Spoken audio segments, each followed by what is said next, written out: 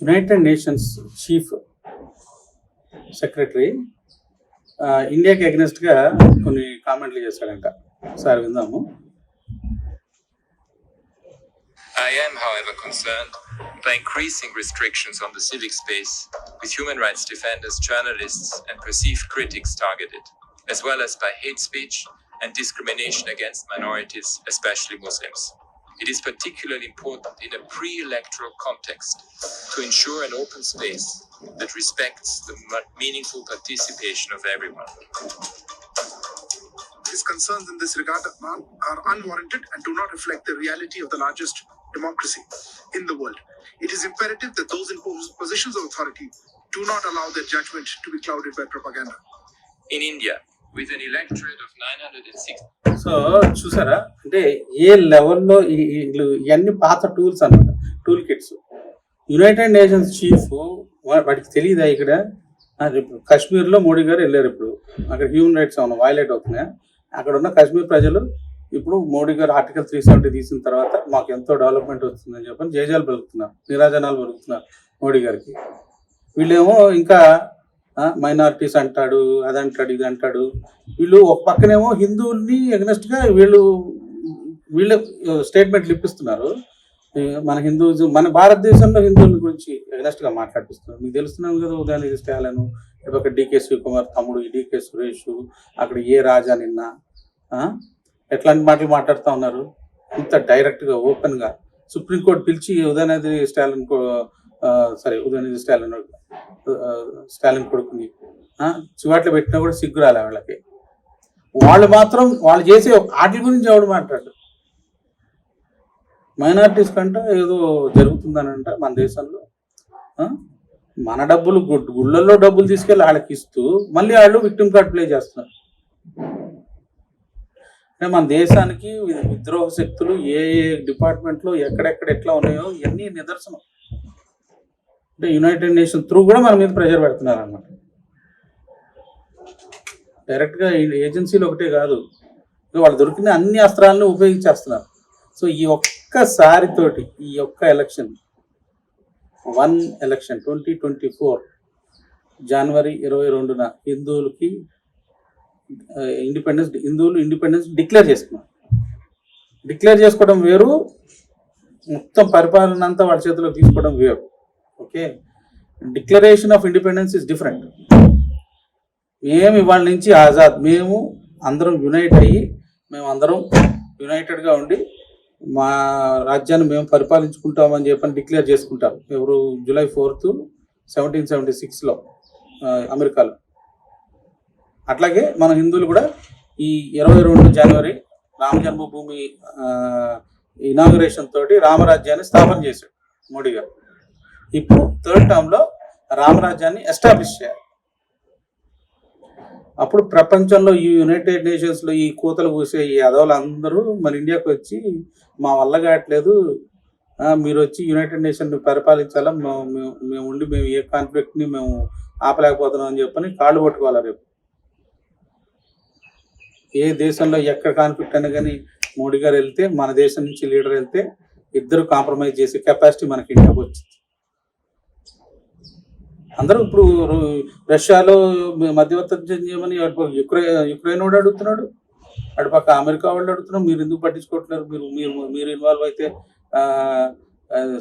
ఇది శాంతి ఒప్పందం జరుగుతుందని చెప్పి మన కాళ్ళ వాళ్ళు ఎందుకు పడుతున్నారు ఇవాళ?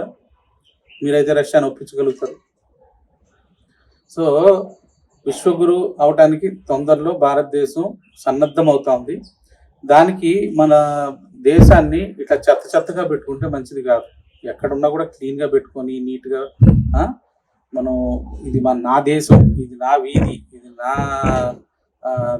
నా ఇల్లు అని అనుకుని అందరూ నీట్గా పెట్టుకొని ఈ వచ్చే నెక్స్ట్ 5-10 సంవత్సరాల్లో వచ్చే ప్రాస్పెరిటీని మనం ఎంజాయ్ చేస్తూ మన పరిసరాలను కూడా నీట్గా పెట్టుకుంటే మన విదేశాల నుంచి వచ్చిన వాళ్ళు కూడా ఇప్పుడు విశ్వగురువు అవుతుందని అంటే అందరూ విదేశాల నుంచి మన ఇండియాకి వస్తారు. సో వచ్చినప్పుడు అరే ఇది ఏదో 3rd వరల్డ్ కంట్రీ కాదు అని చెప్పి వాళ్ళకి అనిపించాలి. సో ఒకప్పుడు నేను చిన్నకున్నప్పుడు అంటే 80s, 90s, ఎర్లీ 90s విదేశాల నుంచి ఎవరైనా వచ్చారనుకోండి భారతదేశానికి, సింపుల్గా ఒక పాములో పెట్టి ఏరోప్లేన్ రెడ్ కార్పెట్ వేస్తారు. అక్కడ ఏరోప్లేన్ నుంచి దిగుతాడు, దిగంగానే పాములో పెట్టి పువ్వు అని చెప్పని వెళ్తూ ఉంటారు. దాన్ని వీడియో తీసేవారు. దీన్ని వీడియో తీసి ఫారెన్ కంట్రీస్లో అన్నిట్లో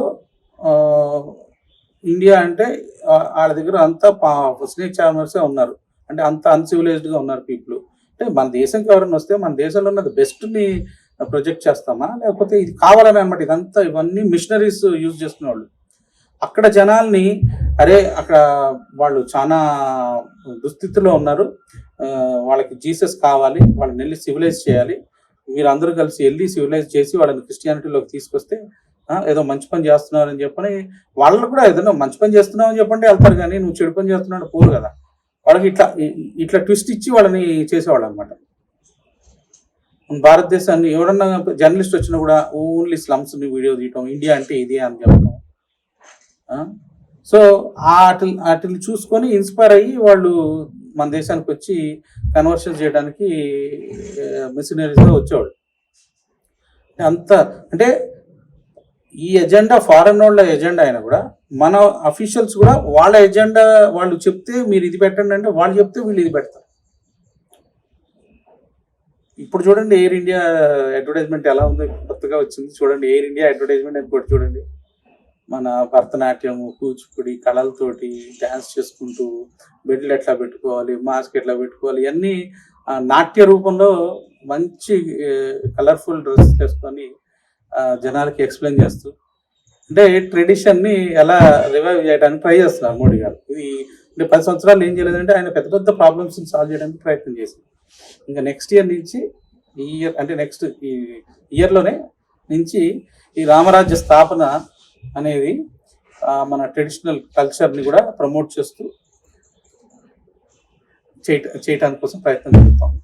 ఇప్పుడు చూడండి ఇండియన్ మెడికల్ అసోసియేషన్ రామ్దేవ్ బాబా అని ఒక 1 వీక్ బ్యాక్ సుప్రీంకోర్టు నువ్వు ఈ డయాబెటీస్కి, క్యాన్సర్కి, దానికి దీనికి ఇట్లాంటి వాటికి అన్నిటికీ ఒక 30-32 రోగాలకి నువ్వు మందిస్తున్నావు అని చెప్పని నువ్వు అడ్వర్టైజ్మెంట్ చేస్తున్నావు, అది ఇల్లీగల్, నువ్వు చేయడానికి వీల్లేదని ఇప్పుడు కొట్టిందంట.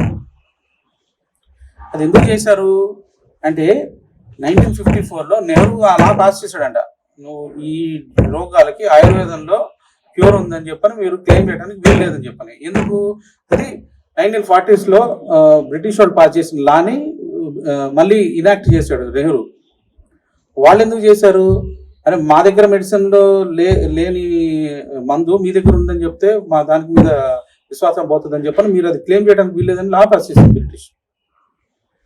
అదే లా మళ్ళీ వీళ్ళు చేశాడు, అంటే మీరు ట్రీట్మెంట్ చేసుకుంటే కానీ మేము క్యూర్ చేస్తామని చెప్పిన మాత్రం చెప్పడానికి వీల్లేదని చెప్పి. అంటే ఏ విధంగా వీళ్ళు ఈ కాన్స్టిట్యూషన్ తోటి యూజ్ చేసుకొని మన ఈ భారతదేశంలో యూజ్ చేసే ఆయుర్వేదం మెడిసిన్ కూడా ఎట్లా తొక్కి అంచివేశారు. అసలు ఫండ్స్ ఏవి ఆయుర్వేదం సెంటర్స్ డెవలప్ చేయడానికి. సో మనం తొందరగా హిందువులందరూ వెనుక ఈ మూమెంట్ చాలా ఇంపార్టెంట్. ఈ ఎలక్షన్ 2024 జనరల్ ఎలక్షన్స్ చాలా చాలా ఇంపార్టెంట్. అందరికీ ఈ వీడియోని ఫార్వర్డ్ చేసి